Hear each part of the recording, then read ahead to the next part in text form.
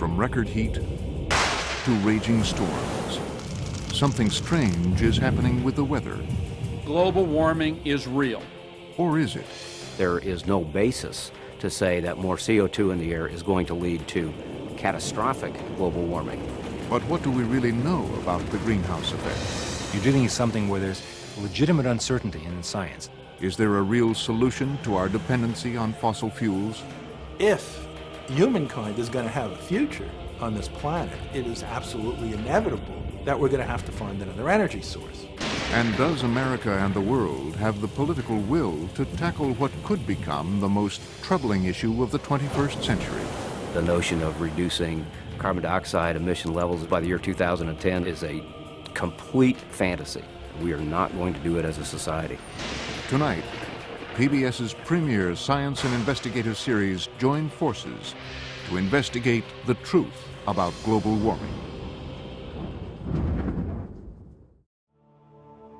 Funding for NOVA and Frontline is provided by contributions to your PBS stations from viewers like you. Thank you.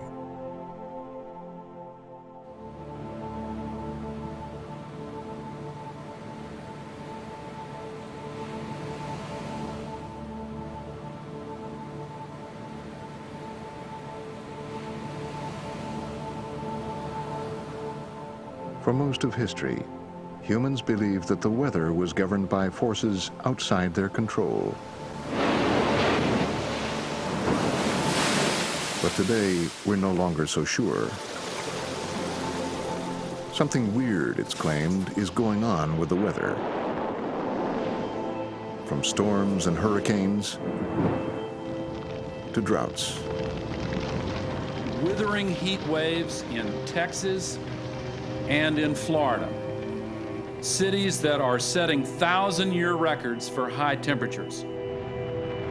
How much more proof do we need that global warming is real? And the future, some argue, could be apocalyptic, as ice caps melt and sea levels rise as much as 20 feet. Over the last few years, you begin to get increased probability of extreme events.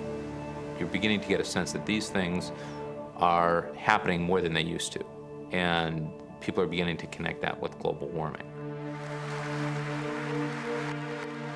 Vice President Gore is so convinced humans are warming the planet, he advocated an international treaty committing America to drastically reduce emissions from oil, gas, and coal. Burning these fossil fuels, he argues, puts greenhouse gases into the atmosphere, which trap heat and warm the globe.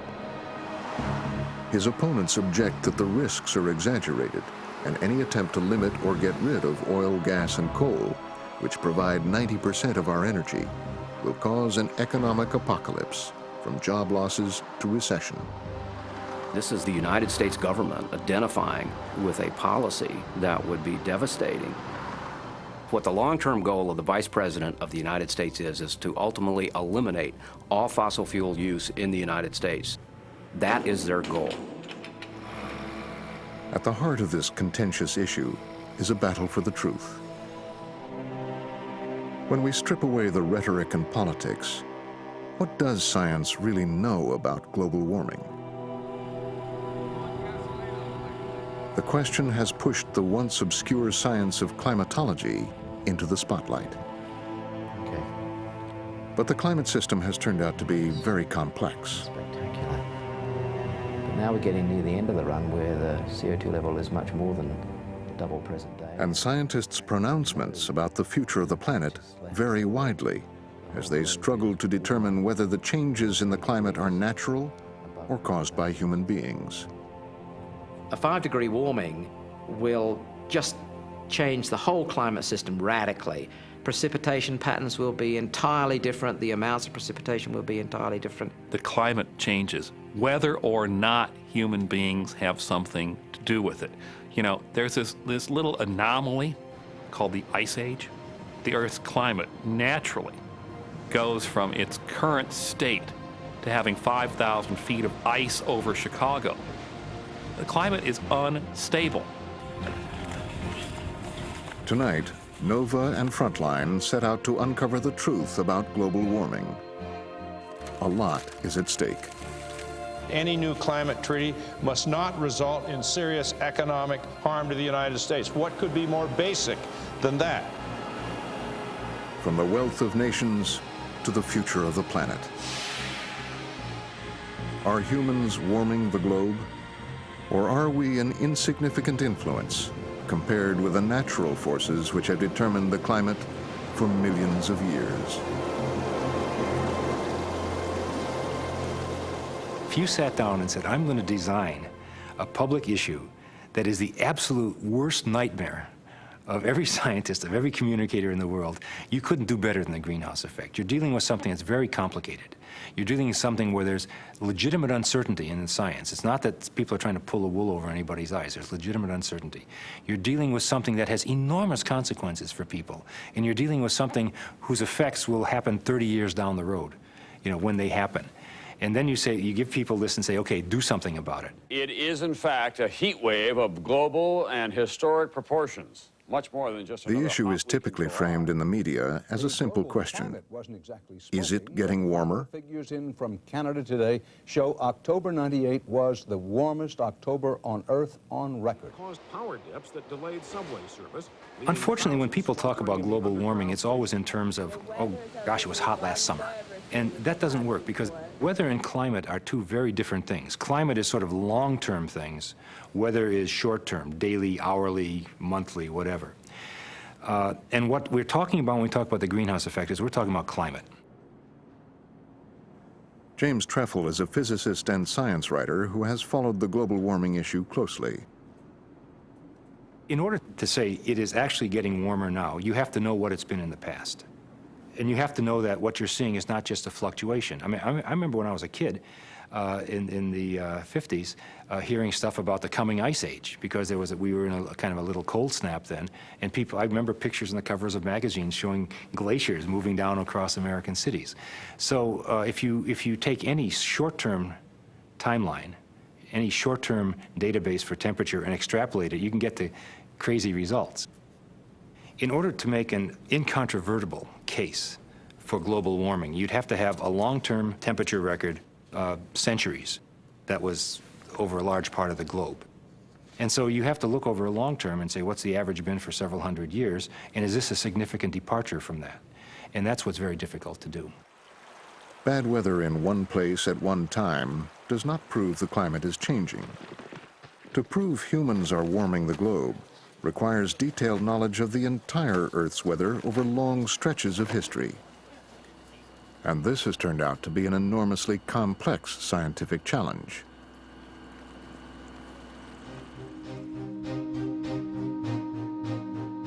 The Earth is a big place. 3/4 of it is covered by water. There are giant ice caps, and deserts and mountains. But climate scientists somehow need to take the Earth's global temperature.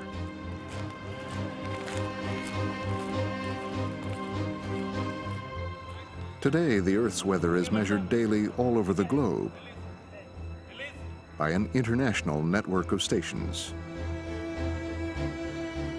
on land and sea, which report temperature, pressure, rainfall, humidity, and a host of other variables.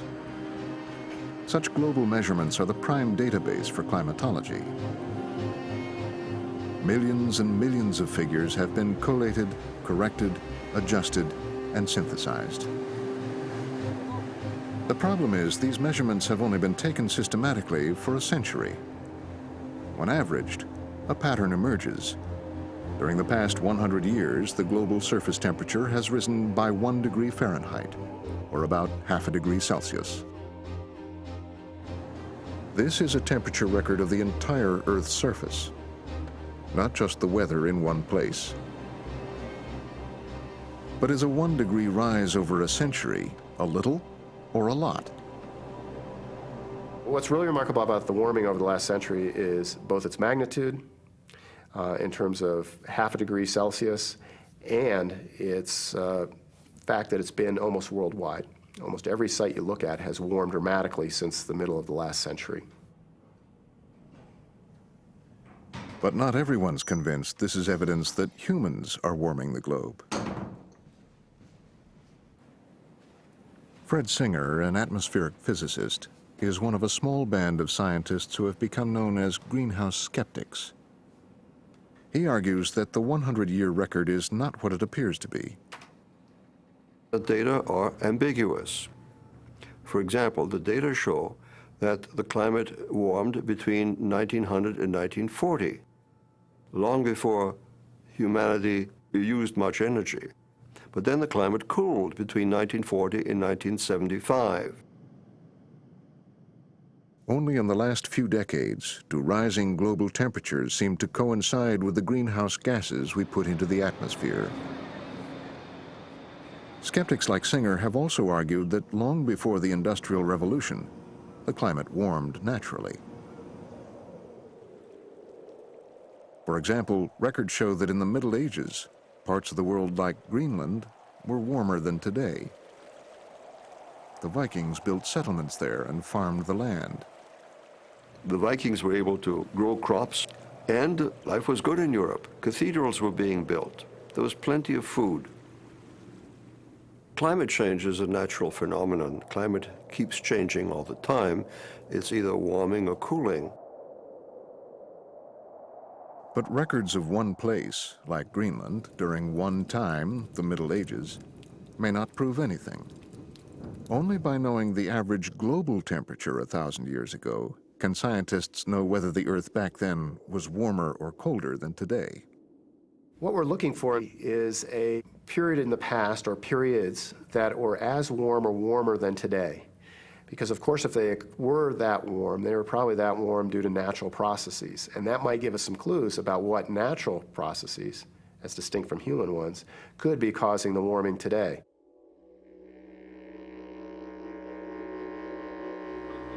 Long before thermometers were invented, human beings recorded the weather, sometimes in great detail.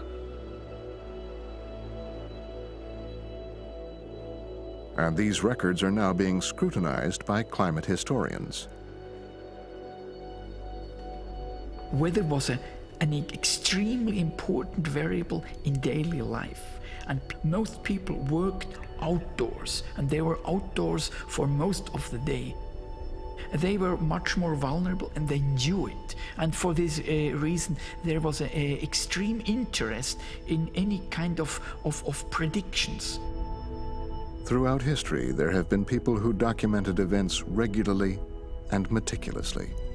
Physicians, artisans, and the monks here at Einsiedeln in Switzerland. They recorded the time the cherry blossom appeared, the freezing and thawing of lakes, the state of the wine harvest. For instance, a very early cherry blossom is always related to a very warm month of March. If the Lake of Zurich is completely frozen, we know that it's equivalent to 2 extremely cold months, always, because we know it from the period when we have both the observations and the measurements. From these diverse records, climate historians can glean a lot about the past climate. By combining data from many sites, this clever forensic work can yield a detailed picture of areas like Central Europe going back more than 1,000 years.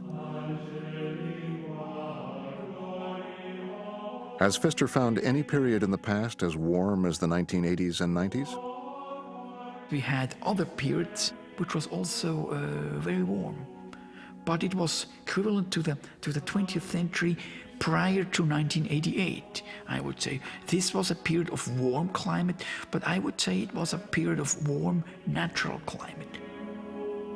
To the period between 1988 and 1997, there is absolutely no equivalent as far as I can look back.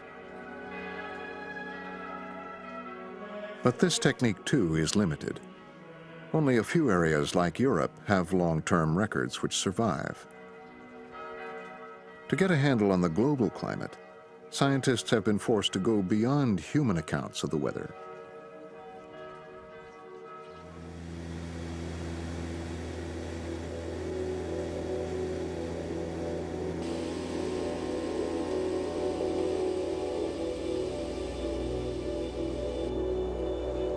500 miles from the North Pole, a frozen lake will be home to a team of scientists for the next few weeks.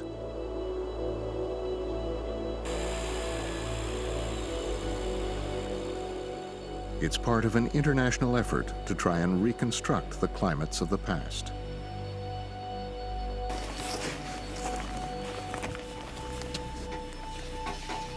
We're here in the Canadian High Arctic on Ellesmere Island, about 500 miles from the North Pole.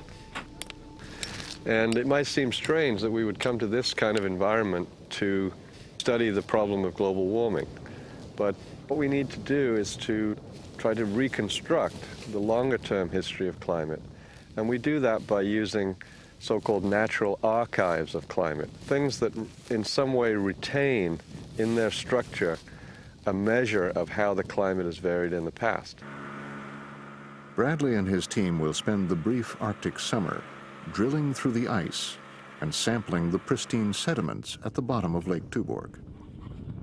Because the lake is frozen over for most of the winter, what we have is a very brief period during the summer when the snow melts and the sediments are carried into the lake, and that settles out into the lake, and it forms these layers, just like the layers you see in a tree ring or in an ice core. Year by year, we get a nice sedimentary record. These year-by-year variations in thickness will be used to estimate past temperatures at Lake Tuborg. A thicker layer means there was a warm spring, which melted more snow and produced more mud. Wow, that's great. Look at this here. Wow, look at that.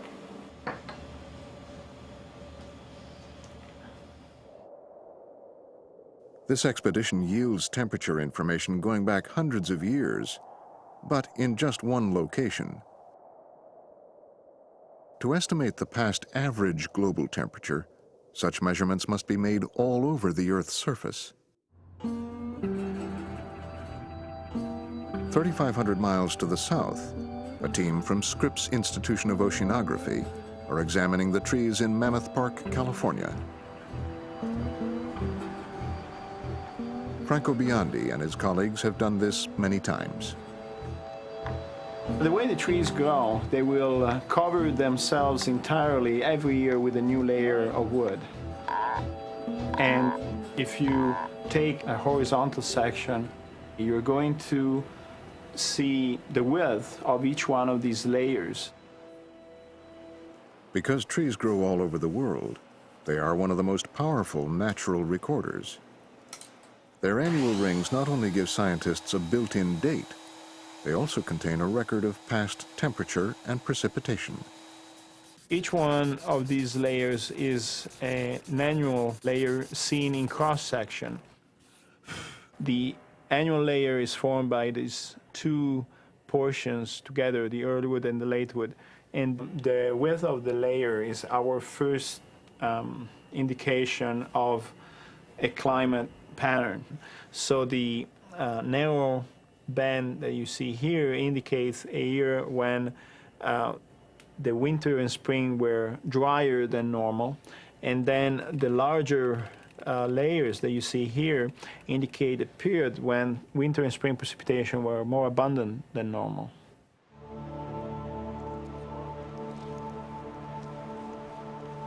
Trees are very common on land, but for the 3/4 of the planet covered by ocean, scientists need other recorders.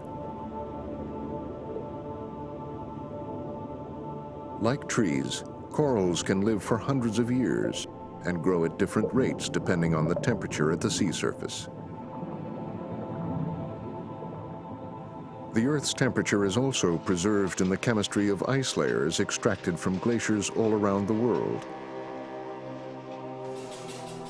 Each natural recorder produces estimates of temperature and rainfall for a given place and time. Combining them all, scientists have been able to extend back the temperature record for the Northern Hemisphere about 1,000 years. According to this graph, published in 1999, the 20th century's 1-degree warming stands out dramatically.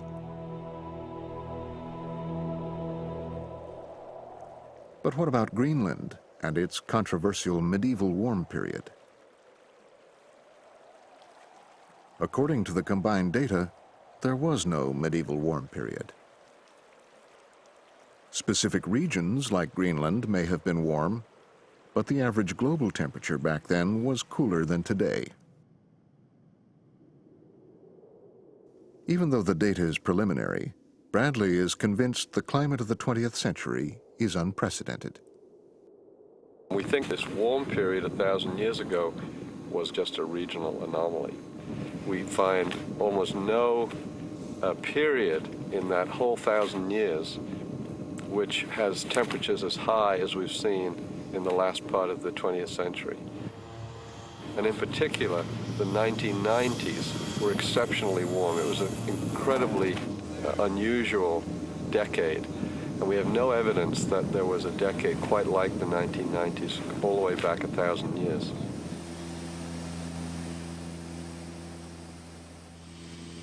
If this finding holds up, does it prove humans are causing global warming?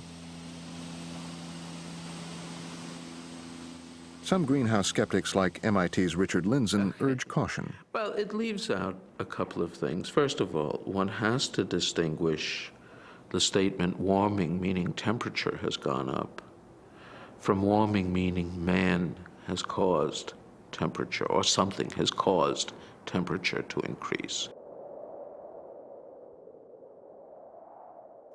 How can we be sure that recent warming is man-made rather than natural? And what evidence is there to link this temperature increase to human activity? Perhaps no man has done more to help answer this question than Charles David Keeling. 40 years ago, nobody knew for sure whether industrial greenhouse gases like carbon dioxide were increasing in the atmosphere or whether they were being absorbed by the oceans. In 1957, Keeling set out to discover which was right. Taking advantage of the special funding available in the International Geophysical Year, he set out with the latest analyzers to begin what would become his life's work. This program afforded me an opportunity, even though I was just out of school practically and a very young man, to commandeer enough resources to see that these analyzers were put in several places, and rather quickly at that. One analyzer was put in Little America, Antarctica, and shortly after, another one was placed on a mountain in Hawaii called Mauna Loa. The ideal place to measure carbon dioxide is away from cities which produce it, and distant from vegetation which absorbs it. On the Hawaiian mountain of Mauna Loa, Keeling found the ideal spot. Located at 11,000 feet in the midst of a barren lava field, he began to sample the Earth's air. At Mauna Loa Observatory, we started the measurements in March 1957, and I expected the concentration would be perhaps almost dead constant, knowing nothing else as a hypothesis. But that wasn't what happened. The concentration rose for the several months, and then it dropped. And it dropped all during the period from May until September. And then it started to rise again. As soon as we saw that much information, less than a year's worth of data, it was pretty obvious that we were looking at the breathing of the plants in the northern hemisphere, because they absorb carbon dioxide during their growing period in temperate and high latitudes. And then it's released again in a cyclic process in the wintertime. Keeling's sensitive measurements had picked up the Earth's respiration. Every spring, plants bloomed, sucking carbon dioxide out of the air. Every fall, CO2 was released back into the air as the plants decayed. But Keeling noticed that year by year, the total concentration of CO2 increased. Superimposed on the annual cycle was a rising curve. Each year, more CO2 was inhaled and exhaled by the biosphere. Over 40 years, the concentrations rose from 315 parts per million to almost 370 parts per million. The Keeling curve appeared to prove what many had suspected. that humans were changing the composition of the atmosphere. But why should adding an invisible, non-toxic gas be cause for concern? Compared to the major atmospheric gases, oxygen and nitrogen, the amount of CO2 is minuscule. But through an accident of physics, the greenhouse effect, its consequences are significant. Perhaps the most dramatic example of the greenhouse effect is the Earth itself. But for this effect, the Earth would be frigidly cold. Of the energy coming from the sun, about half of the light gets scattered and absorbed before it reaches the surface. The rest is radiated back as heat or infrared radiation. In the absence of a greenhouse effect, this heat energy would escape back into space, leaving the Earth with an average temperature of 0 degrees Fahrenheit. All water would freeze. The reason this doesn't happen is that greenhouse substances, gases like carbon dioxide and methane, and water vapor and clouds all act to trap escaping infrared radiation. The net effect is to cause the Earth's surface to warm up to an average of 59 degrees. It's as real as gravity, and it keeps the planet habitable. We'd have an average surface temperature on the Earth below the freezing point of water were it not for the greenhouse effect. But since the Industrial Revolution, there has been a new and growing source of CO2, fossil fuels like coal, oil, and natural gas. When fossil fuels are burned, their carbon atoms combine with oxygen in the air to make CO2. Every time we turn on a light or drive our cars, we are adding CO2 to the atmosphere. It's hard for people to understand how much carbon dioxide is being put in the atmosphere in absolute terms, but in relative terms we can say as follows. At the end of World War II, about 1 billion metric tons of carbon in the form of CO2 was being emitted to the atmosphere. When I started my measurements, it had risen to 2.5. At the present time, it's almost 7. According to the theory of the greenhouse effect, adding more greenhouse gases like CO2 to the atmosphere should cause the average global temperature to rise for as long as we continue burning fossil fuels.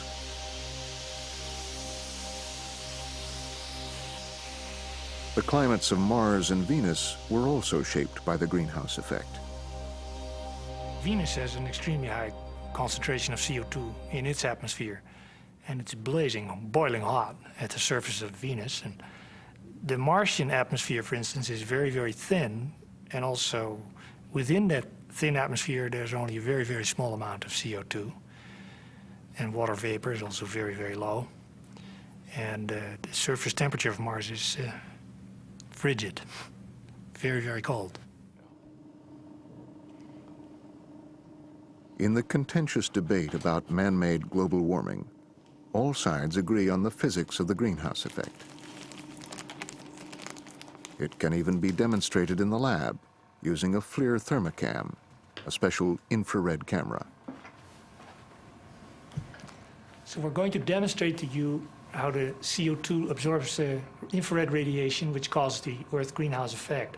Infrared radiation is another word for heat radiation, which is coming off my face and which is picked up by a camera that I'm looking at. The camera is sensitive to heat radiation. Between me and the camera is a volume that we will fill with CO2 gas. And as we turn on the gas, my image will slowly fade.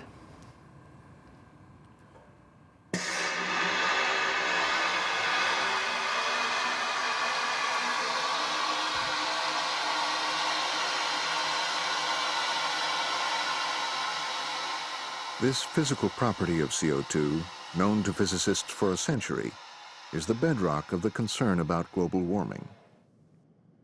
Because the ordinary air in the tube, composed mainly of nitrogen and oxygen, does not block infrared radiation, the camera sees the heat coming off the scientist's face clearly. And as we turn on the gas, my image will slowly fade. But when the tube is filled with CO2, or any greenhouse gas, Their molecules absorb the heat radiating off his face, blocking its path. As less and less heat reaches the camera, the image fades.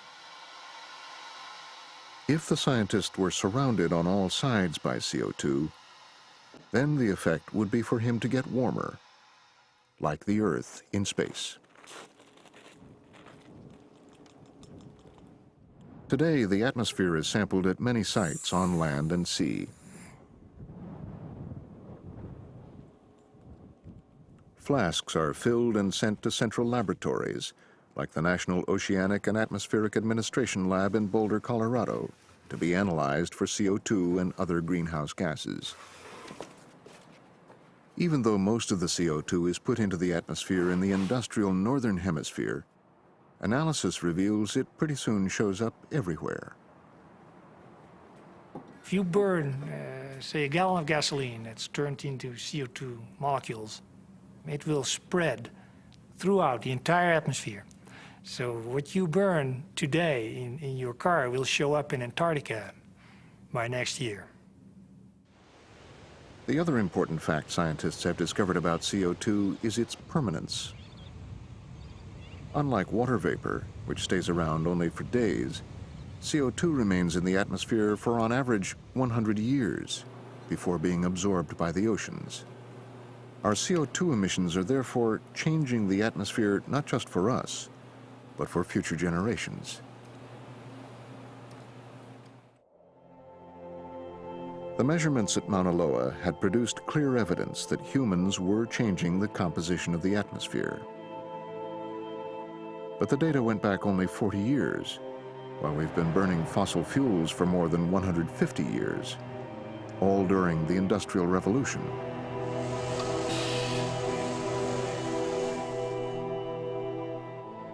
Just as scientists had used natural recorders to get at past temperatures, they now wondered if the giant ice sheets in Greenland and Antarctica might have captured past CO2 levels during and before the Industrial Revolution. And what they found was remarkable. Trapped in the ice cores are bubbles of air, time capsules preserving the atmosphere of the past. With care, these bubbles of fossilized air can be analyzed for carbon dioxide and other gases. Sensitive analysis of the air bubbles reveals that before 1957, the atmosphere had less CO2. Indeed, CO2's rapid rise starts at the beginning of the Industrial Revolution. Subsequent research has extended the curve far back in time. It's now established that current levels of CO2 are higher than at any time for the past 450,000 years. When you look at a 450,000-year record, and the last 100 years, 150 years stands out like a sore thumb, there's not much question that we're involved in some way or another. And surely that's not surprising. I mean, we are such an incredibly powerful force on this planet, our species. I mean, most of the land area of the Earth that is habitable, that is cultivatable, we've cultivated or we've inhabited. We've moved mountains, we've redirected rivers, we've mined all this coal. We're a global force. I have no doubt that an increase in carbon dioxide in the atmosphere should lead to some increase in global temperatures. The question is how much? And how can we be sure that any temperature increase that we do find in the record is in fact due to this additional carbon dioxide? Since we know that the climate also changes naturally, it warms, it cools, how can you distinguish a warming produced by an increase in carbon dioxide from a warming produced by some other cause, let's say by the sun? The argument that fossil fuels are changing the climate has alarmed coal, gas, and oil producers. Because so much is at stake, the energy industry have been following the scientific arguments closely. I understand that people get uneasy over the concept of more CO2 going in the air, but you can't live your life based on speculation. And we know today that using fossil fuels is a good thing. It leads to economic growth. It allows more people to live longer on Earth. There are positive goods that come from using fossil fuels. There's a speculative bad that people are holding out there saying, therefore, let's stop using fossil fuels. And I think that's an imprudent approach. The coal industry has mounted an aggressive challenge to the whole idea of human-induced climate change. Its high-powered public relations campaign argues that CO2 has been unfairly characterized as a pollutant. In the past, we've had these great struggles over pollution in the United States. Sulfur dioxide is a pollutant. NOx is a pollutant. Carbon dioxide is a benign gas required for life on Earth. It is not a pollutant. It is not regulated. There are no state laws dealing with CO2. There are no congressional laws that give an agency the right to regulate based on CO2. Far from being a pollutant, the coal industry argues, CO2 is a powerful plant fertilizer. So producing more of it will green rather than pollute the planet. Its video, The Greening of Planet Earth, maintains that industrial CO2 will fertilize the Earth, and the enhanced forests will eventually soak up the excess greenhouse gas. Grasses will grow where none grow now, and great tracts of barren land will be reclaimed. It argues that horticulturalists pump CO2 into their greenhouses, 5 times current atmospheric levels, to make the flowers and vegetables grow faster. And indeed, the plants thrive. The industry believes that characterizing CO2 as a fertilizer rather than a pollutant turns the controversy on its head. The only thing we are concerned about is carbon dioxide levels becoming too low. Because if carbon dioxide levels were to fall below, let's say, 1/2 of the present level, as they almost did during the last ice age, if they were to fall below 1/2 of the present level, then plants would be in real trouble. After all, carbon dioxide is plant food. Without carbon dioxide in the atmosphere, plants would disappear. While it's accepted that CO2 is a plant fertilizer, it's not known just how the world's forests will react. Will they be able to keep up with ever-increasing CO2 emissions?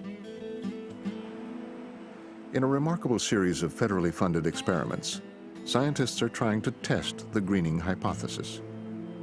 In 50 years, if current trends continue, CO2 concentrations will be double the pre-industrial level. And that's just what this forest is getting. Our experiment is an attempt to grow an entire forest at 560 parts per million. In other words, we're replicating the growth of forests 50 years from now around the world, when all forests will be bathed in that atmosphere. We're essentially jetting CO2 into the forest.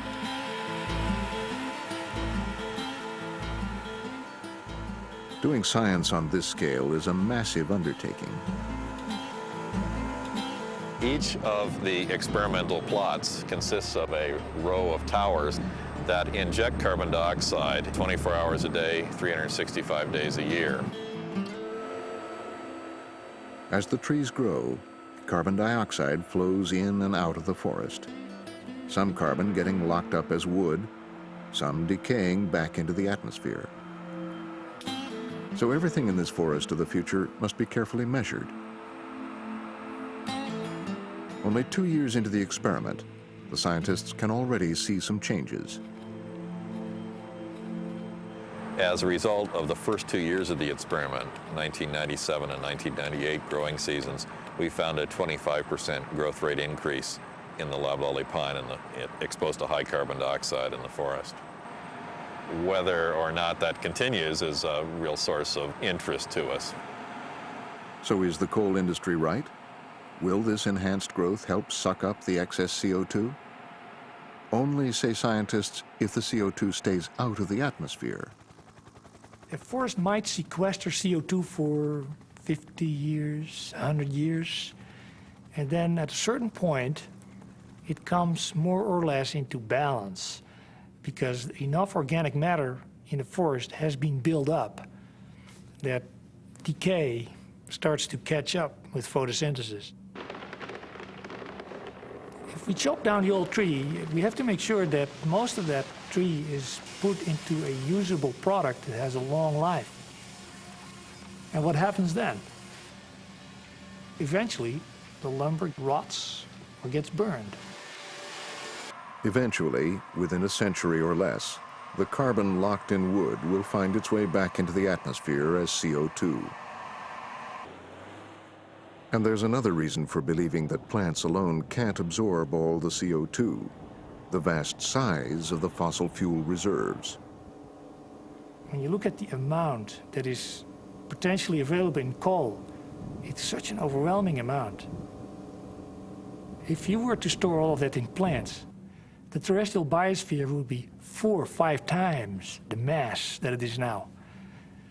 It's hard to conceive that how plants could keep this up, over centuries. But even without the greening of planet Earth theory, the fossil industry is unwilling to concede that increased CO2 will translate into major climate change. There are reasonable people that have speculative fears about more and more CO2 going into the air impacting climate. But there is no basis, no mechanism that anybody can point to or look at to say that more CO2 in the air is going to lead to catastrophic global warming or apocalyptic global warming as opposed to some mild warming, which is nothing to be concerned about at all.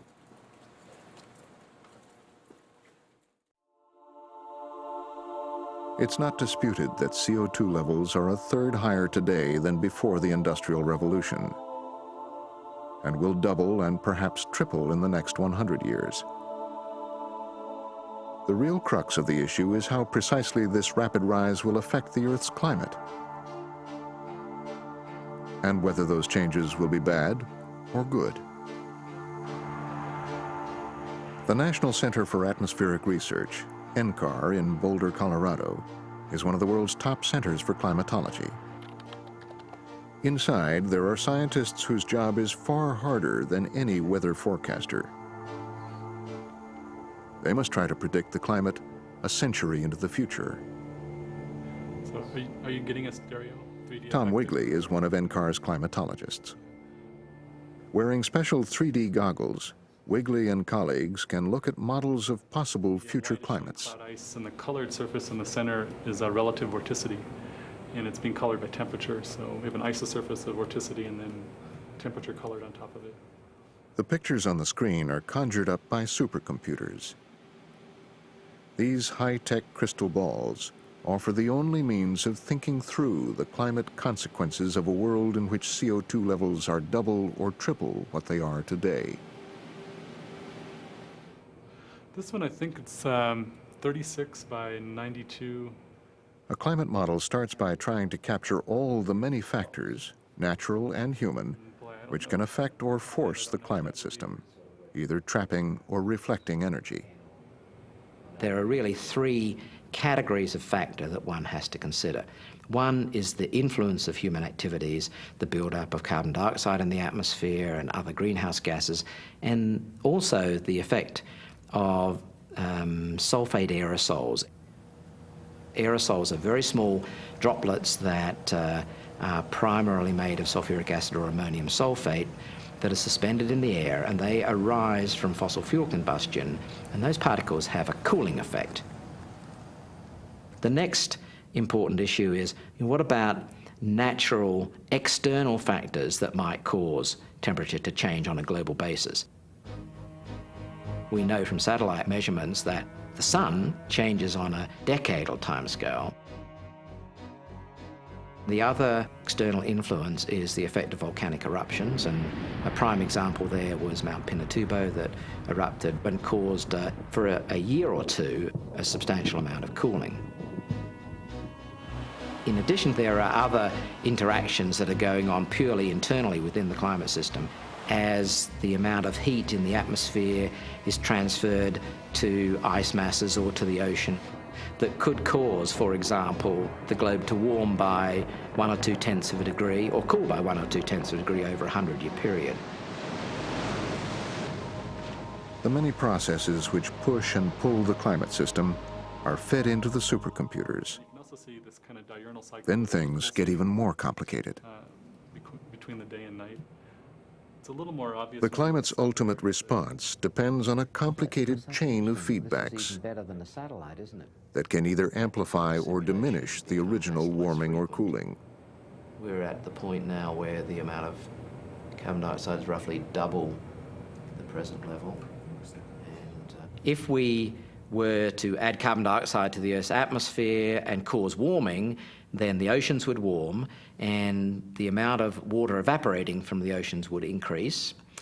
And it happens that water vapor is also a powerful greenhouse gas, so that by putting carbon dioxide into the atmosphere, we increase the amount of water vapor, and so we increase the total amount of greenhouse gases in the atmosphere and amplify the effect of carbon dioxide alone.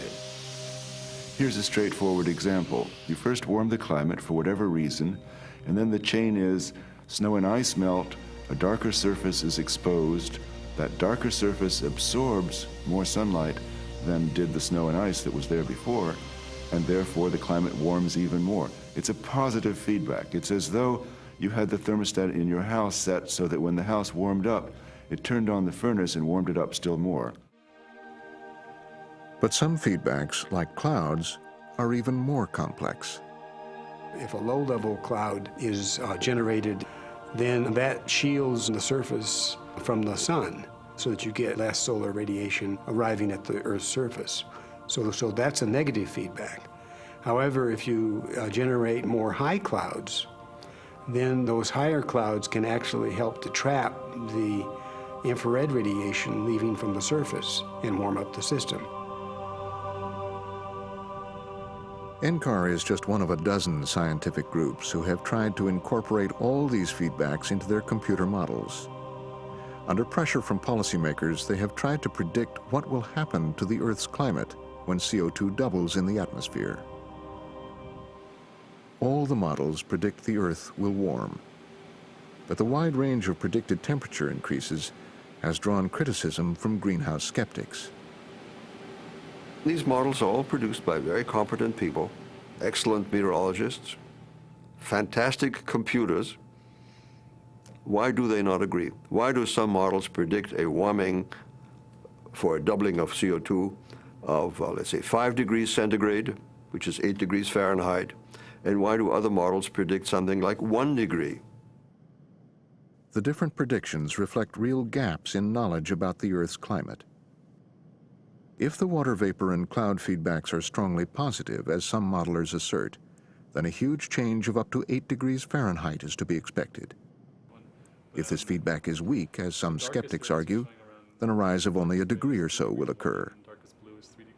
If you didn't amplify what CO2 did with having water vapor and clouds go along with it, you'd only at most get a degree or so. With a doubling? With a doubling. And tripling would not do much more. And people have pretty much accepted this would not be a major change in the world as we know it. The computer models tell of possible futures, some scary, some less so. Which is true? Currently, there's no way to know. Computer models of climate are the most complicated, ingenious computer systems I've ever seen. I mean, they really are good. But in the end, you have to just face the fact that they are not going to be able to give you precise, certain answers. They're going to give you, we think this is what's going to happen, and here's the limits of error. And that's the uncertainty, and you have to choose. If the scientists are uncertain about the precise global temperature increases, they know even less about the specific effects the warming will produce. Of greatest concern is sea level rise caused by melting glaciers and thermal expansion of warmer water. Coastal areas from Venice to California would then be vulnerable. off the coast of California during El Nino events, the sea level rises. And in the last El Nino event, it was about 8 inches above the normal value. And what we saw was a lot of coastal erosion, houses toppling into the sea. And so that's sort of an indication as to what increases in sea level can do. We can adapt to a climate change as long as it occurs slowly enough. But if it occurs too rapidly, then it disrupts the assumptions that we've built into the way in which society works, whether we're planning agriculture, whether we're planning a building with its heating requirements, whether we're planning a dam. If such human-induced climate effects occur, rich nations may be able to adapt and build seawalls. But for some countries, this isn't an option, like the 1,200 low-lying Maldive Islands isolated in the Indian Ocean. All of these islands are totally flat. The average height above sea level is about 1 meter, and they are totally exposed to the sea. If there is even a minute change in the level of the sea, or a change in the size of the waves that come into our shores because of increased incidence of hurricanes, typhoons, we are all dead. The impact of global warming and climate change can effectively kill us off, make us refugees, lose every bit of land that we have available to us right now. But greenhouse skeptics think such scenarios are alarmist. Modest warming, they argue, may even be good. We have to ask, what are the impacts of a warmer climate? What is the impact on agriculture? The answer is it's positive, it's good. What's the impact on forests of greater levels of CO2 and greater temperatures? It's good. What is the impact on water supplies? It's neutral. What is the impact on recreation? It's mixed. You get, on the one hand, perhaps less skiing. On the other hand, you get more sunshine and maybe better beach weather. Let's face it, people like warmer climates. There's a good reason why much of the US population is moving into the Sun Belt, and not just people who are retiring. But most climate scientists are less optimistic. We're talking about humans modifying the climate so that if we're lucky, we only get another degree in the next century. And it could be several degrees per century as our best guess. Compare that to the degree per millennium of history, and now ask one more factor. How are the species of trees, for example, and birds and so forth, how are they going to migrate? In history, they just migrated. Now they have to cross factories, farms, freeways, and urban settlements. So if you have the combination of fragmented habitats with nature getting into smaller and smaller patches, now you change the climate 10 times faster than the history for which they have experience, this seems to me an absolute prescription for an extinction crisis. And some scientists caution there's a possibility that even modest warming might trigger major climatic changes by destabilizing the currents of the oceans. The oceans are the wild card in the climate system. By carrying warm water from the equator to the North Atlantic, currents like the Gulf Stream have a tremendous impact on the Earth's climate. By the time the Gulf Stream has reached the North Atlantic, the water has given up its heat. The now cold and salty water is so heavy it sinks to the bottom and returns to the equator to form a closed circulation.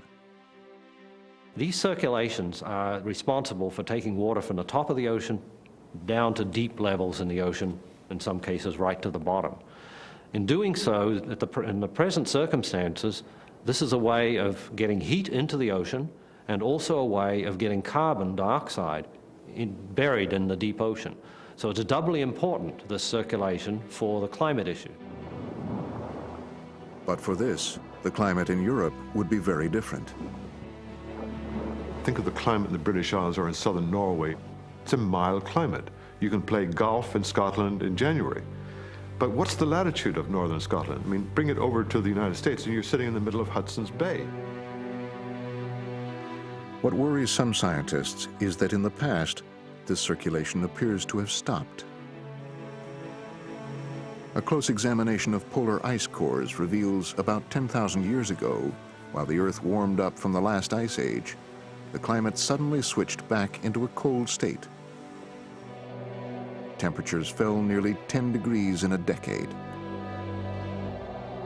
Some scientists believe it was caused when fresh water from melting glaciers flowed into the North Atlantic and disrupted the ocean circulation.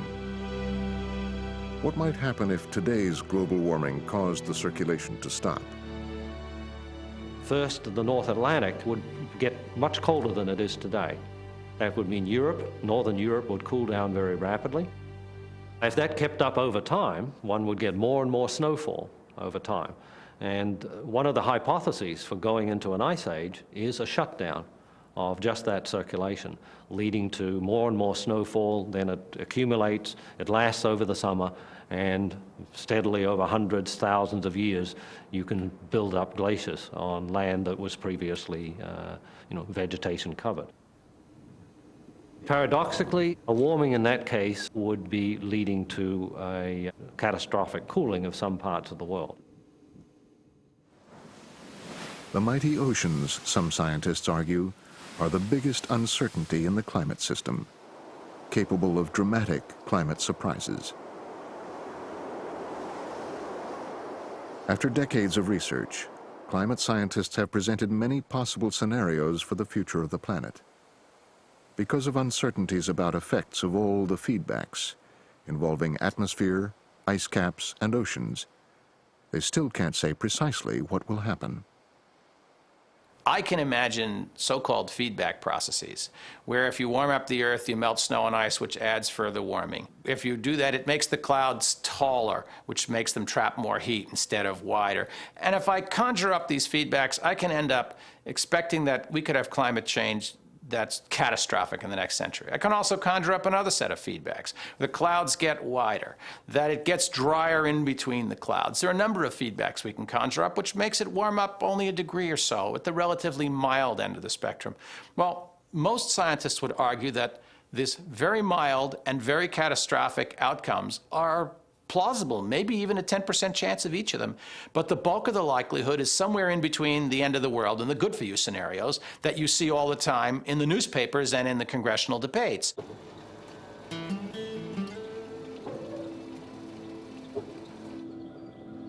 While scientists remain unsure of how the climate will change if CO2 continues to rise, they're certain we have already altered the composition of the atmosphere.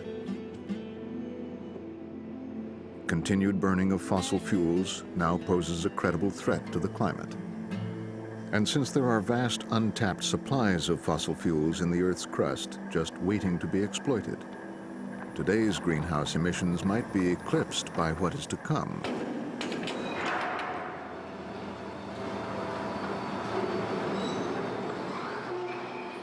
If we burned all the coal in a couple hundred years, we would very likely increase the atmospheric CO2 concentration by more than a factor of 10.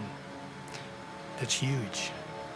There would be no debate about anthropogenic climate change, man-made climate change. It would be clear as a bell. Once we have driven up CO2 levels in the atmosphere, for it to come back down, it would take a very long time. My timescale for that is thousands of years. If a skeptic says that he or she is not worried about doubling, ask them about tripling or quadrupling. And ask them about all the other gases besides carbon dioxide, some of which are increasing faster than CO2. There comes a point where you can't escape the idea that you're having serious climatic consequences. And so the issue becomes one of guessing whether we get wise before that day, or whether we have to wait for some perhaps quite unanticipated climate surprise that wakes us all up.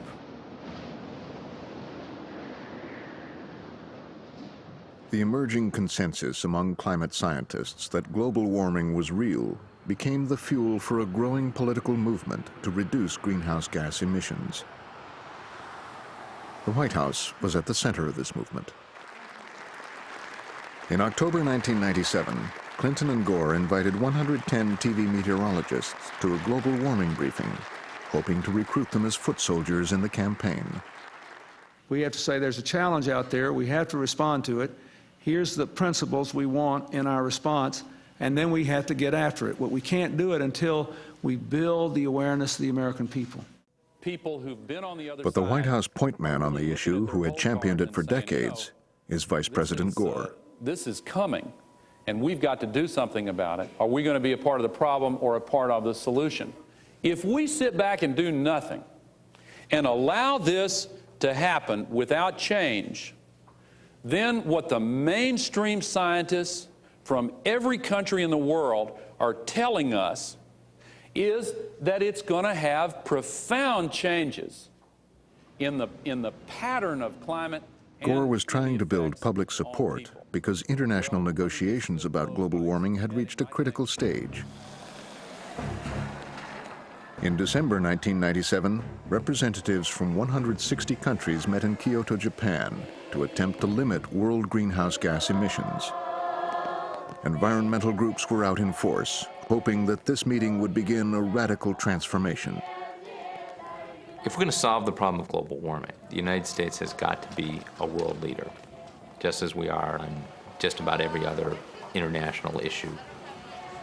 It's not a problem we're going to solve overnight. But what we can do is change the direction. Now, every year, emissions are higher than they were the year before. We've got to turn that around and get in a situation where gradually but steadily we're reducing our emissions of carbon pollution and other heat-trapping gases. I think we can do that. The opportunity of Kyoto. Out of this meeting, it was hoped, would come binding agreements to limit greenhouse gas emissions. We know what we must do. We know it can only be done together. So let us get on. The fundamental issue at stake was the world's use of fossil energy. Kyoto Protocol that we can show. Because the United States uses more energy than any other nation, it would come under the greatest scrutiny. More than any other country, the U.S. is accustomed to cheap energy on demand. We are criticized for being the highest per capita consumers of fossil fuels in the world. It's a positive good. There's a correlation between our energy consumption and our success. We don't succeed in the United States in spite of energy consumption. We succeed in the United States because of energy consumption. Americans use 1/4 of the world's energy.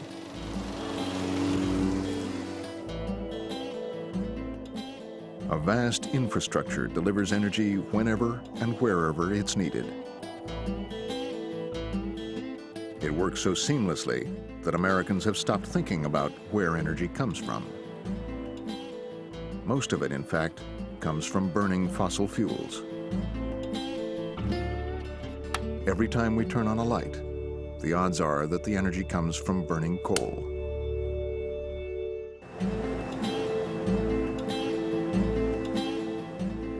Close to 60% of all U.S. electricity comes from coal, so power stations must be supplied 365 days a year with this most abundant fossil fuel.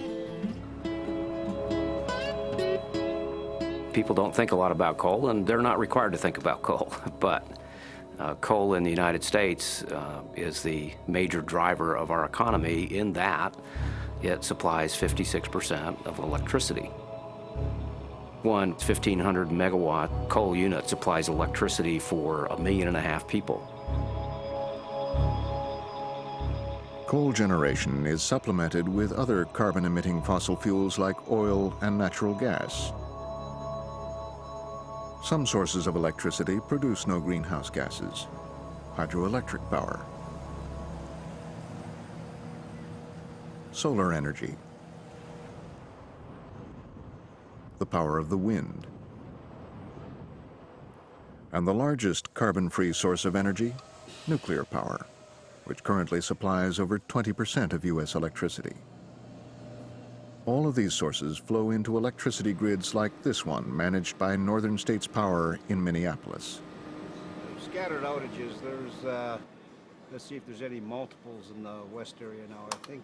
What few people realize is how much energy is being consumed 24 hours a day. A lot of single... That ticket was 32684. It's 10117 7530 Central. Even at 3 in the morning, 55% of the load is operating. Nothing totally shuts down. I mean, even at 3 o'clock, you have street lights on. You have factories that are working on a 24-hour period. And what we'll do at the nighttime is run our cheapest units, our coal and our nuclear units. And those are the units that we call our baseload units that we use all the time, and they produce the lowest cost energy. About 7 o'clock, our load will start to pick up as people get up and go to work and buildings start opening up and air conditioners go on. What we'll do is turn on different generating plants as demand increases. All over America, the scene is the same. As the day gets going, the demand for energy ramps up. And since most of this energy comes from fossil fuel, it all adds greenhouse gases to the atmosphere. Take the simple act of making toast. Over the course of a year, a toaster, on average, consumes about 39 kilowatt hours of electricity. And each one of those kilowatt hours sends about a half a pound of carbon into the air. When you multiply that out, what you get is about 8 kilograms of carbon per year for toasting bread every day. And if we convert it to pounds by multiplying by 2.2, we get about 20. 20 pounds of carbon per year associated with using a toaster. Or consider central air conditioning. Typical home in the South would use about 4,000 kilowatt hours for air conditioning. If we convert that to carbon emitted, we get about 800 kilograms of carbon emitted per year from central air conditioner, and that's about 1,800 pounds, which is more than the weight of a small car like a Toyota Corolla. Since each pound of carbon entering the atmosphere combines with oxygen to form nearly 4 pounds of carbon dioxide, America's contribution to greenhouse gas buildup is even more striking. Taking a shower each morning produces 550 pounds of CO2 in a year. Using a computer 40 hours a week produces 600 pounds of CO2. Lighting an average house for a year emits 2,000 pounds. Lighting a large office building, not surprisingly, produces much more, 2.5 million pounds of CO2. And about 1/3 of all American greenhouse emissions come from automobiles. People drive on average about 12,000 miles per year. And a typical new car gets roughly 28 miles per gallon. That means that you will use about 430 gallons per year. And so over the course of the year, the person driving this new car will emit roughly 2,200 pounds of carbon per year. That's roughly the weight of the car itself. Now, if you have an SUV which gets only 14 miles per gallon, you're emitting 4,400 pounds per year. It's essentially the same as having 2 cars on the road instead of 1. 1619, St. Louis Park, 5. Apart from the energy we use to live, enormous amounts of power are required to manufacture all the things we buy. 789. Grady Foundries in Minnesota needs as much electricity as a small town.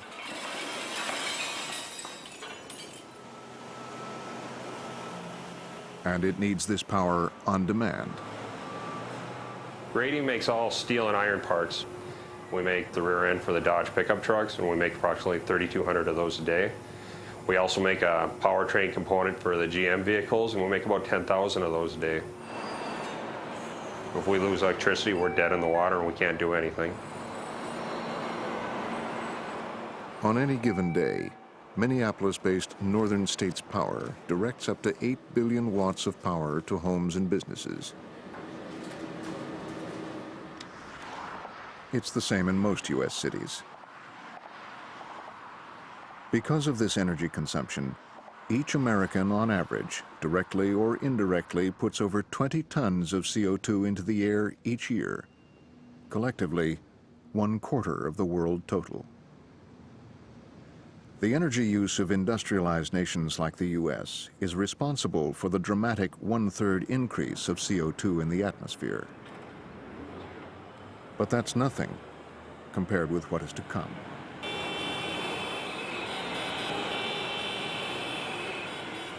The future of global warming will be determined by what happens in the developing world.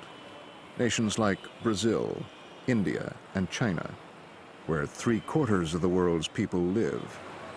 In the developing world, you have both higher rates of population growth and higher rates of economic growth, which means that they have a huge potential growth in greenhouse emissions as they develop their electric power systems, their transportation systems, and the like. If you're living in a hot Chinese city, first you want a television set, and then you want a fan, and then you want an air conditioner as you get more wealthy. And you would want to do that, I would want to do that. And once you have an air conditioner and a television set, then you'd like to have a car. And it's going to be very difficult for those countries to take a path that is dramatically different from the one we took. In India, each person currently produces only 1/40th as much CO2 as an American. But India's population is so large and its growth so rapid that it will soon surpass the U.S. in greenhouse emissions. The country today has about 1 billion people, and it's growing. In fact, the expectation is by about the middle of the next century, India would have the largest population of any country in the world, larger than China. We must remember that this is still a very, very poor country. You're talking about people essentially earning $1 a day. And given the fact that 70% of our population lives in rural areas, we have a long way to go. India has aspirations. Indians like Mr. Audia want their children to have the possibility to leave the villages. Over the next century, India plans to transform itself from a largely rural agricultural society into an industrial powerhouse.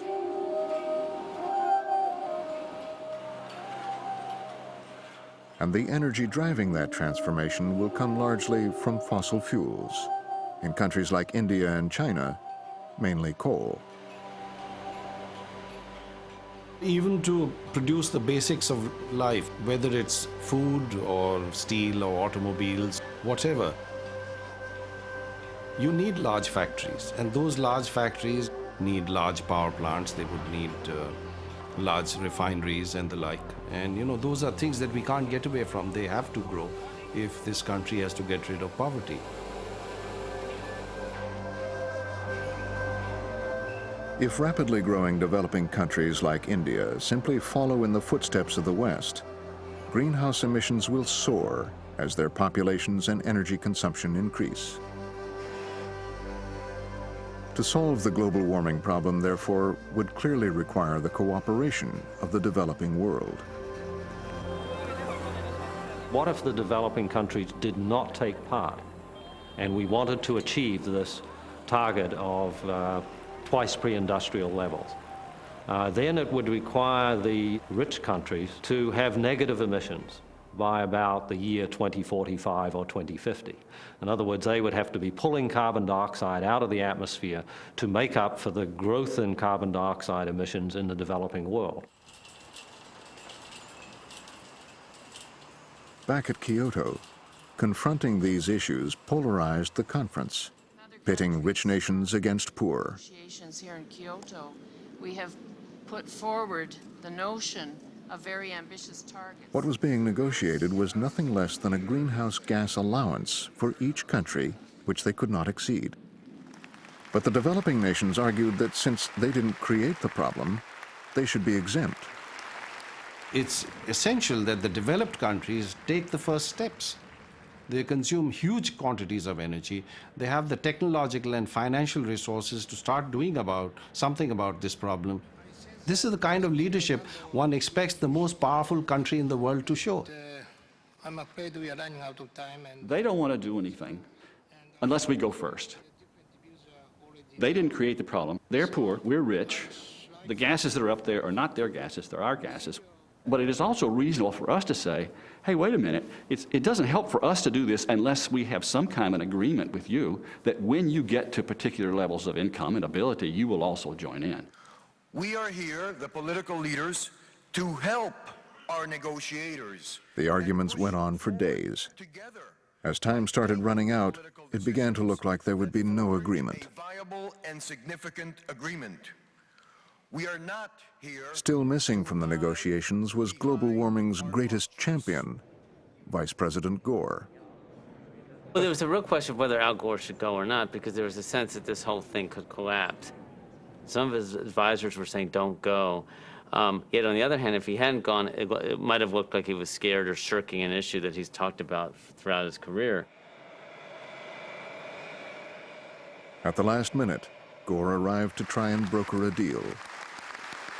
After a day of intense negotiations, Gore managed to keep the Kyoto Protocol from collapsing, and in an uncompromising speech, he reminded the delegates of what he believed was at stake. The human consequences and the economic costs of failing to act are unthinkable.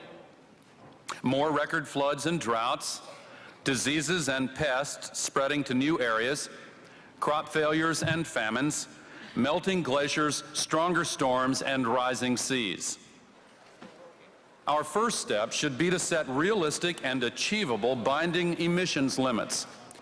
For our part, the United States remains firmly committed to a strong, binding target that will reduce our own emissions by nearly 30% from what they would otherwise be, a commitment as strong or stronger than any we have heard here from any country. The imperative here is to do what we promise rather than to promise what we cannot do. For example, in my country, we remember But in brokering the Kyoto Treaty, Gore had agreed to let the developing nations off the hook. They made no binding commitments to reduce greenhouse gases. Most developed nations, however, committed to binding cutbacks, with the U.S. agreeing to roll back greenhouse emissions to 7% below what they were in 1990, about 20% below what they are today. Reaction in the U.S. was swift. What the long-term goal of the Vice President of the United States is to ultimately eliminate all fossil fuel use in the United States. President Clinton, in connection with Kyoto, said it was, his words, a good first step. A first step to what? A first step to eliminating fossil fuel utilization in the United States. As Gore left for home, he knew he faced a hard fight on Capitol Hill. The Senate, who would have to ratify the controversial treaty, were far from happy with the deal.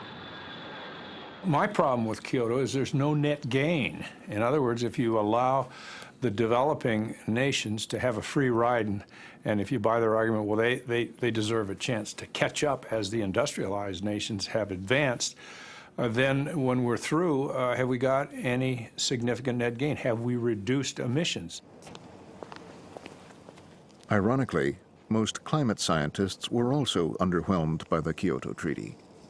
If everybody were to come on board with the Kyoto Protocol, then that would slow down the rate of climate change by a very, very small amount. As a best guess, we think that the concentration of carbon dioxide in the year 2100 would be about 700 parts per million, which is roughly double what it is today.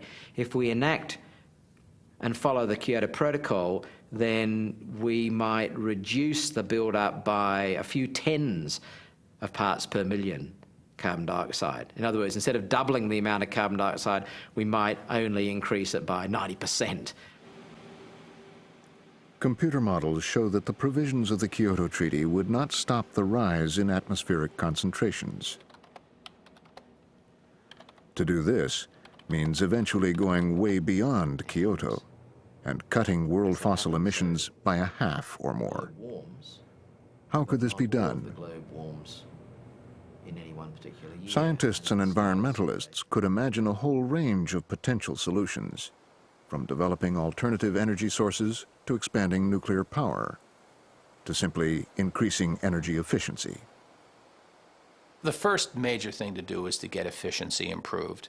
We are not anywhere near as efficient as we could be. We don't all have the best motors, the best light bulbs, the most efficient cars and industrial processes. We're not perfect.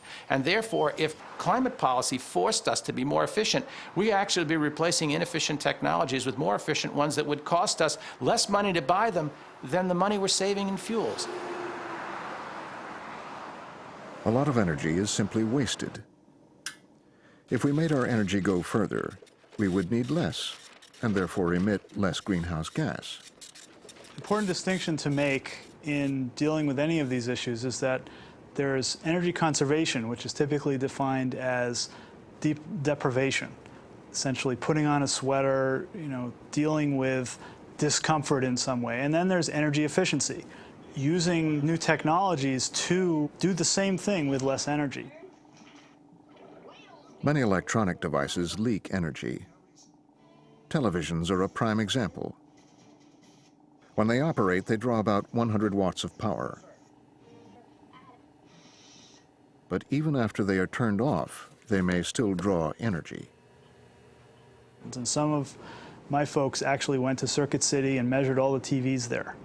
And what they found was a huge range in the standby power of these devices. And some of them, not just televisions, but other kinds of appliances, were leaking as much as 20 to 25 watts. And you found other televisions that were less than 2 watts. And there was no difference in price for these devices. It was just that the manufacturers hadn't really thought about it for a long time. But as even proponents of energy efficiency admit, human behavior seems to be moving in the other direction. Americans are buying larger homes and larger vehicles. We're buying larger, heavier vehicles, so the average weight and size has gone up. The engines and transmissions we use have got a little more efficient, and the two things are roughly canceling out. So the technology is getting more efficient, but the miles per gallon aren't getting better because we're steadily buying larger and heavier vehicles. So we have this choice. We could drive smaller vehicles and they would use less fuel and put less CO2 into the atmosphere. But that's not our current choice.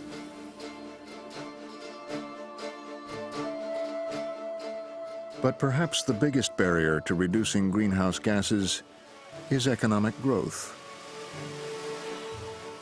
American industry uses energy more efficiently than at any time in history. The Anderson Window Company, which makes the top-of-the-line energy-efficient window, is no exception. But ironically, because business is booming, they use more energy than ever before. Because of the economic boom of the 1990s, America enters the new millennium nearly 20% above its Kyoto target. In the next 20 years, the nation's electricity requirements will be increased by 60%. We'll go from 3 trillion kilowatt hours presently to about 4.6 trillion kilowatt hours in 2020. You're talking about America? That's the United States. Why does a rich country like America need to consume more energy? It is a matter of all of the things that you and I see around us. A computer on the internet uses 1 kilowatt per hour in use. And you think about the explosion of all of those computers, not only in this country, but in modernized and developing countries around the world, you begin to get an idea of what tomorrow looks like. The total energy consumption of all of humankind at this point in time is about 10 terawatts. That's 10 trillion watts. That's the rate at which primary energy is used. That's the rate at which we're burning gas and oil and coal. That's 10 trillion watts. The projections, the so-called business as usual projection, is that over the next 100 years, the demand for energy will increase roughly by a factor of 4. These projections reveal just how stark the problem really is. The world must somehow stabilize greenhouse gas emissions in the atmosphere at the same time as it is planning to triple, even quadruple, its energy use. By 2100, the world that these children's children will inhabit may need 30 or 40 trillion watts. And to prevent massive greenhouse buildup, most of this must be carbon-free. The magnitude of the job is massive. If you confront the problem honestly, I mean, if you really look at the problem and you say, what I want to do is I want to stabilize the amount of carbon dioxide in the atmosphere at some level twice the pre-industrial level of CO2. It's almost impossible to do that unless there's a truly massive transition in the global energy system away from fossil fuels. That is the bitter pill at the bottom of all of these discussions.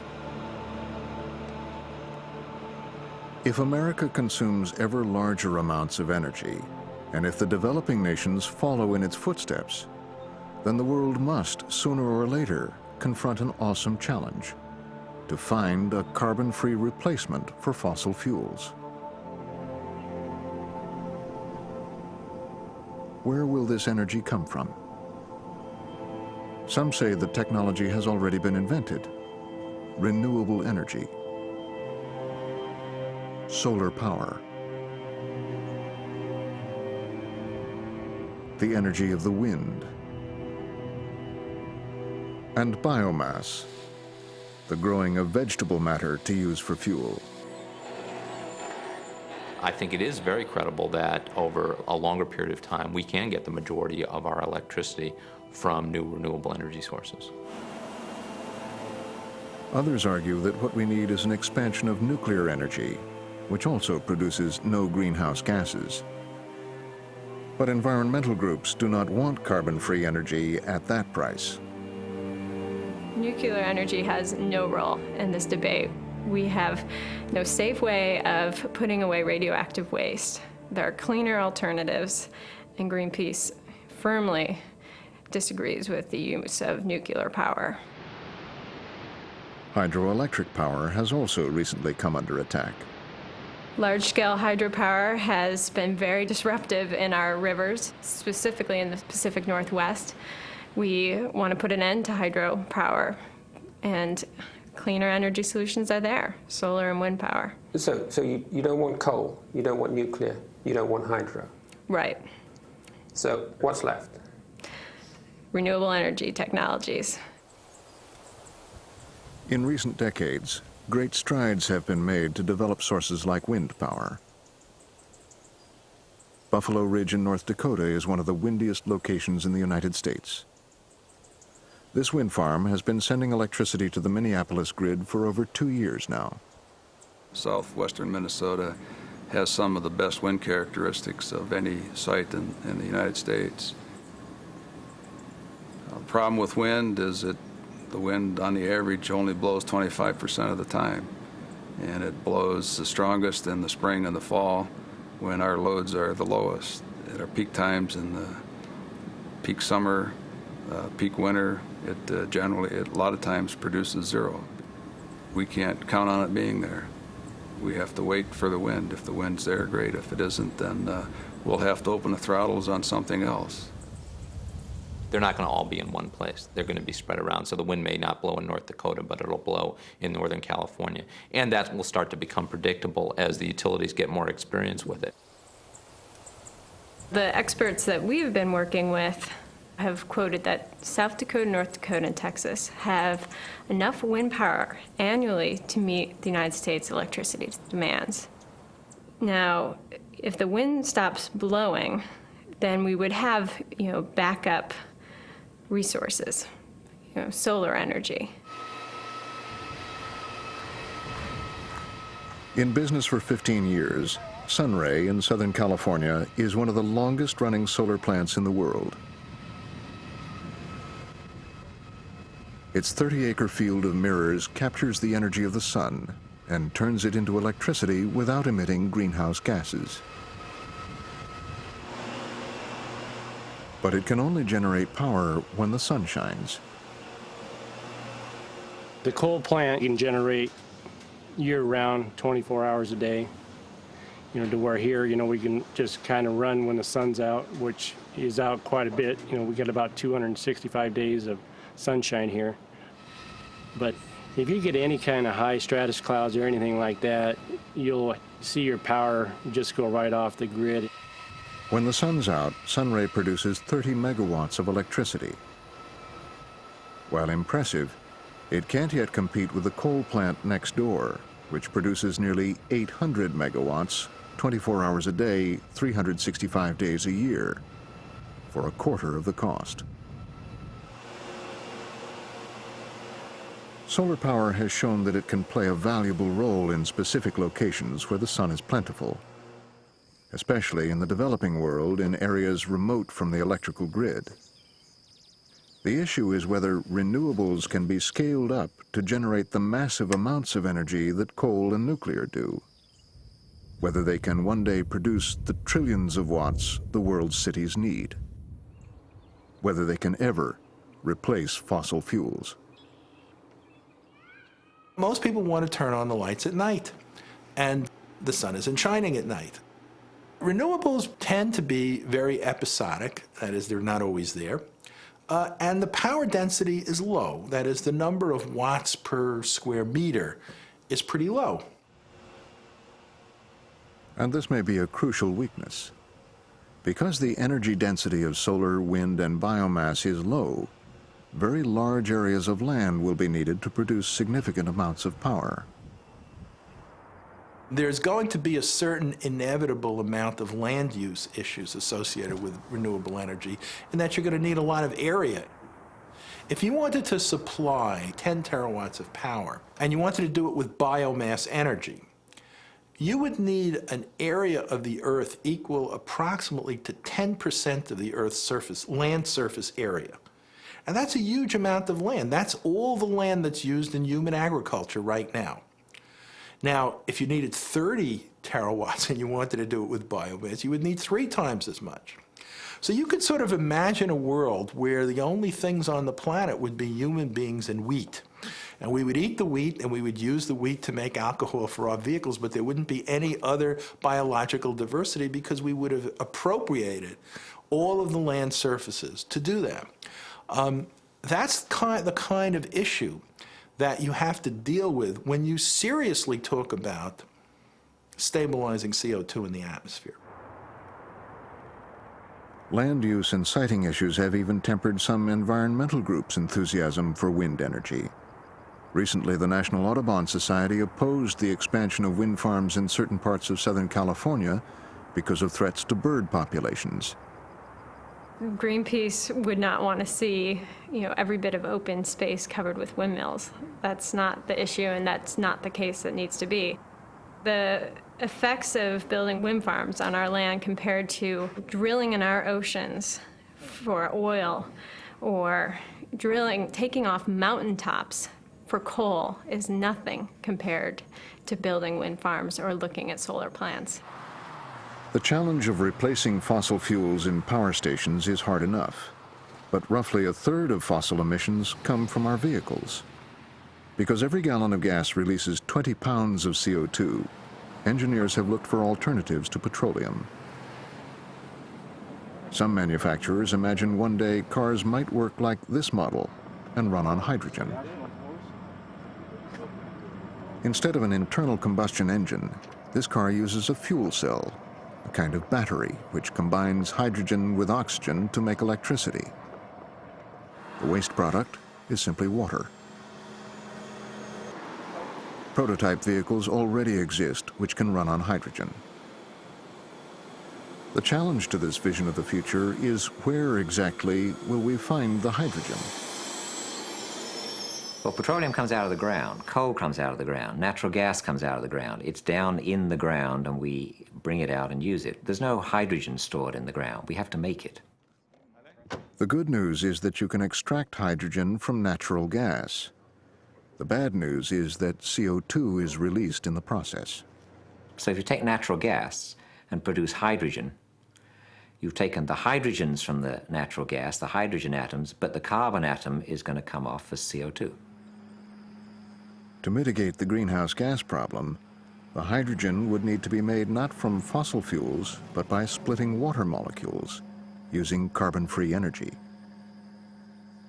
And it's hard to see how renewable sources like solar and wind can do this on the scale required, especially if they're expected to generate the world's electricity at the same time. We need to think of the renewables as nice augmentations. They're not going to fill the great demand.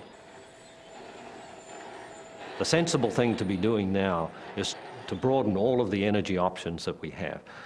We need to look much more carefully at nuclear as a serious option going into the future.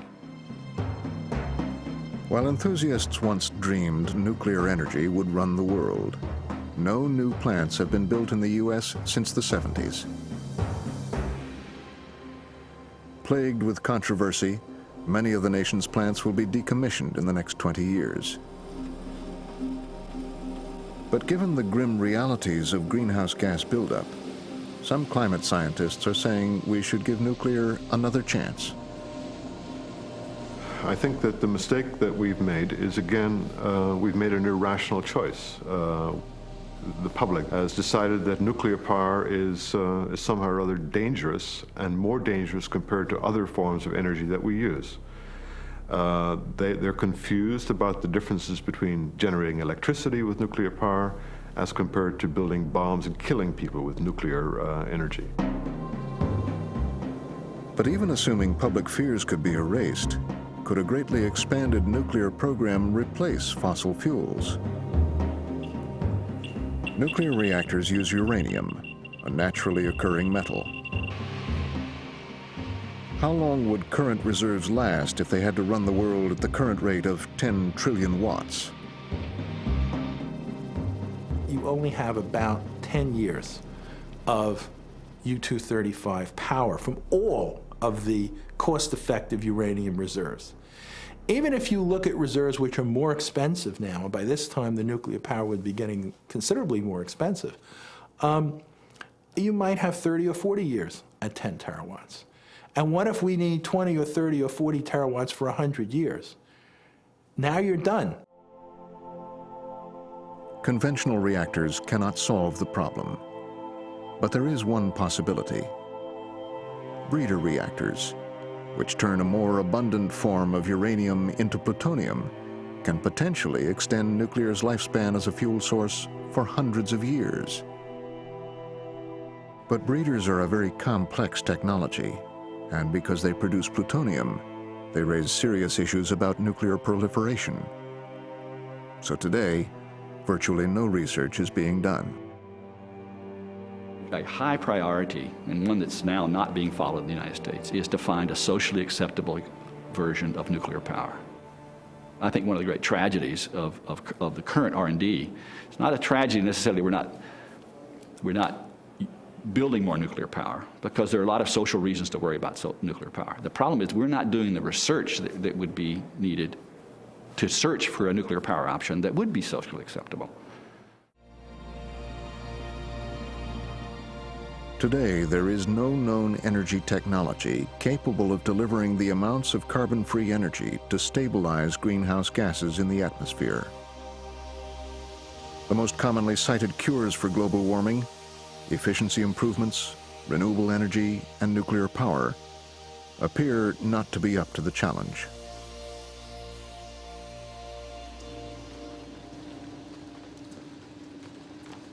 But not everyone's demoralized. Try to imagine what the world was like in 1899 compared to today, and what the technologies were that were being envisioned by even scientists and engineers, and what actually happened. They missed the movies, they missed airplanes, they missed automobiles, they certainly missed space travel and nuclear power and radar and lasers. And so there's really an issue of sort of timidity in are in the way that we've been projecting the technologies that might mitigate the fossil fuel greenhouse effect. Harford argues that many of today's energy technologies, like nuclear and solar, came out of government-funded military and space research. So perhaps we need a Manhattan Project to find the technologies to combat global warming. Technologies which might capture the sun's energy in space and beam it to Earth. Technologies like nuclear fusion, offering limitless carbon-free energy. Even technologies which extract the carbon from burning fossil fuels and sequester it back into the ground. And other technologies which today are simply unimaginable. But we haven't been doing any serious research on this problem. When I say this problem, on the problem of how do we power the world on a long-term basis with carbon-free energy.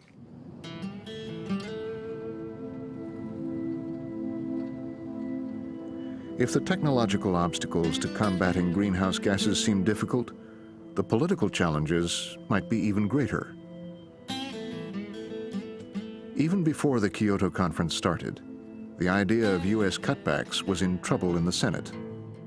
It is the developing nations that will be the biggest emitters of greenhouse gases during the next 25 years. It is complete folly to exclude them from legally binding emission mandates. How could any treaty aimed at reducing global emissions of greenhouse gases be at all effective when it excludes these 130 nations? Remarkably, even liberal senators concerned about global warming had concluded that voting for Kyoto was political suicide. The fact is, our country can control global warming without causing an economic meltdown. Now, there are really three approaches. You can't underestimate the power of the interests on Capitol Hill that are opposed to this, between the business interests and the labor interests and so forth. Mr. Wellstone, aye. Even Republicans these days are much more apt to call themselves green and to say they're fighting for environmental issues, but they'll only go so far, because you don't want to run into danger with the business groups that are crucial to funding a lot of these campaigns. In a rare display of unity, the Senate voted 95-0, declaring their opposition to Kyoto. Virginia, the ayes are 95 and the nays are 0, and the resolution is approved. Climate scientists who had seen the treaty as a small first step were stunned.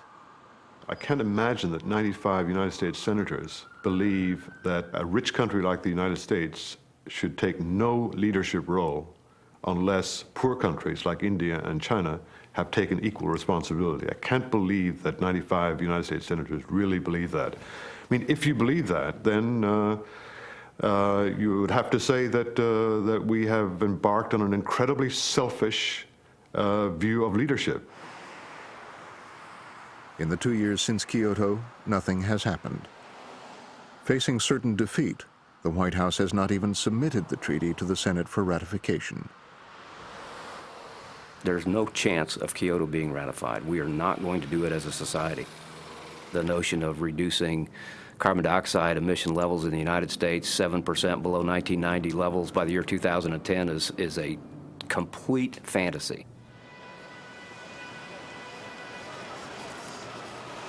While the Senate and the White House are stalemated, what do the American people think? And what do they know about global warming? People in general tend to know relatively little about this question. They know that auto emissions or coal emissions generate greenhouse gas in fairly large percentages, but there's an enormous amount of confusion as well. Our own studies have shown that 50% of the populace approximately would attribute some global warming cost to nuclear energy, for example, which is a kind of a scary finding in this particular context. So whatever's going to happen because of our orbital position around the sun and the sun. Hank Jenkins Smith is a political scientist who studies public opinion on environmental issues. If you ask people in general, what do most scientists believe? Majorities get it right. On the other hand, it doesn't take much to upset it. One or two cogent arguments about the problems with the science associated with climate change is enough to create substantial skepticism. There's so much range in the natural fluctuations of all of the attributes of the Earth that I don't think they can get a computer model to handle all of it. You know, you can't predict what's going to happen, you know, the climate. Nobody can. That's my opinion, you know. It's like they say one thing one day and the next day something else happens. The Iraq War, with the oil wells burning out of control, they were telling us we're going to have a nuclear winter because of all of the soot. It appears that it's going to take some convincing to get people to believe that this is a serious issue to which they should devote some attention, let alone resources. What, are you kidding? Suppose that you were able to vote on a national referendum to impose a tax on, let's just to keep it simple, let's put it on gasoline, which would put money into a fund to study this question. Would any of you vote for that kind of a referendum? Absolutely not. You wouldn't vote for it at any price. I would want to know why the average consumer was being asked to pay for that. I mean, that would be my question. Is this the only place that this funding can come from? Because I think it's a question we need to answer, but do we need to pay for it? For a mother with 4 children, 50 cents, you know, or even anything on a dollar adds up really quickly. And then you don't really know if it would get used on that. Exactly. You're kind of skeptical as to where it's going to be used. Okay. The argument that the rich nations should take the first step had not swayed the U.S. Senate. Does it resonate any better with the average U.S. voter? Doesn't seem to. First off, remember that people can quickly retreat to the idea that, well, we don't really know that it's that bad. And as long as they can retreat there, then you don't have much moral point. You can make a moral point if they begin to accept that these things are in fact having these potentially harmful effects. And we're just not there yet.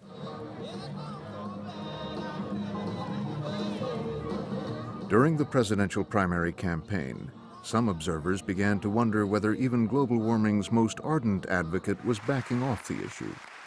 In his presidential announcement speech, for example, Gore uttered only one brief sentence about global warming. He hasn't really talked about it hardly at all since Kyoto. There's some talk that his advisors fear it's a no-win issue politically. This is a practical reality of running for president. When you're a lone U.S. senator writing a book, you can do more what you want and say what you want and say, this is what I'm fighting for. We got to have it, win or lose. This is what I want. But when you're in a position where you can make things happen, when the spotlight is on you, when you want to be the next president of the United States, you have to be a lot more careful. Then, just last week, Gore suddenly seemed to openly embrace global warming once again, reissuing his controversial 1992 book on the subject and saying we must now take urgent action.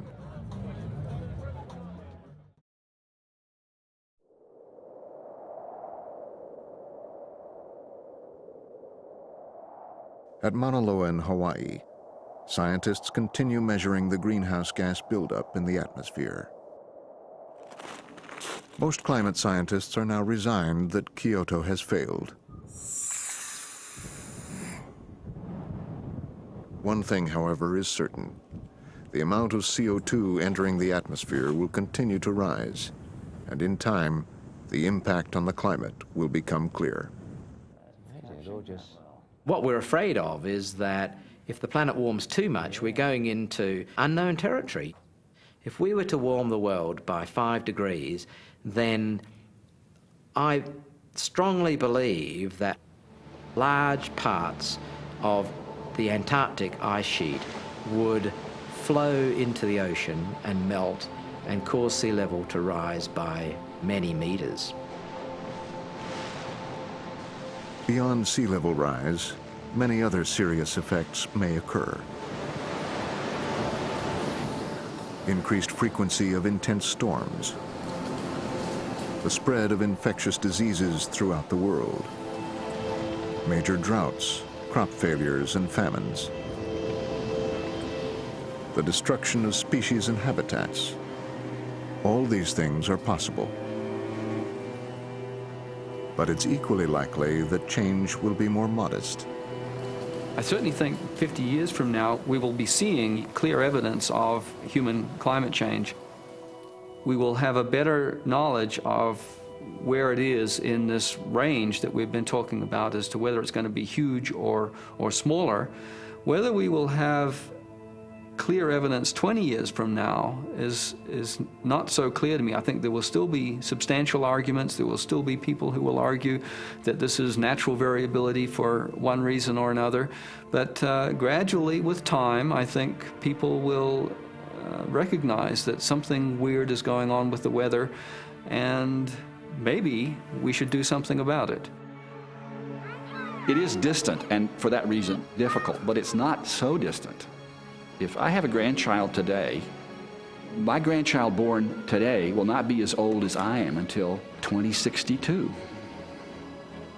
It's not that far away in terms of generations of people that are around. So you can care about this issue because of people you know. We're in the fossil fuel era of human history.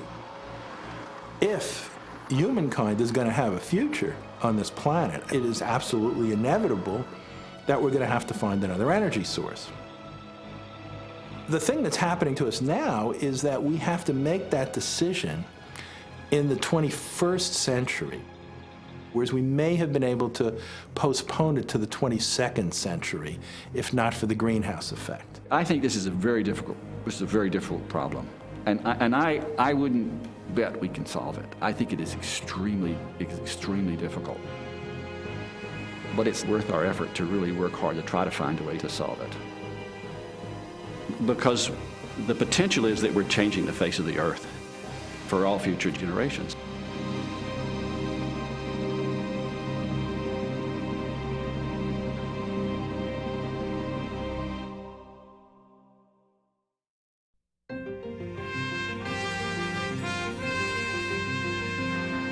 For more on the climate and where we might be headed, visit our website. Examine the debate over the new consensus on warming. Tally your own carbon energy use. See how ice cores are a history book on key climatic events. Check out radical ideas to combat global warming.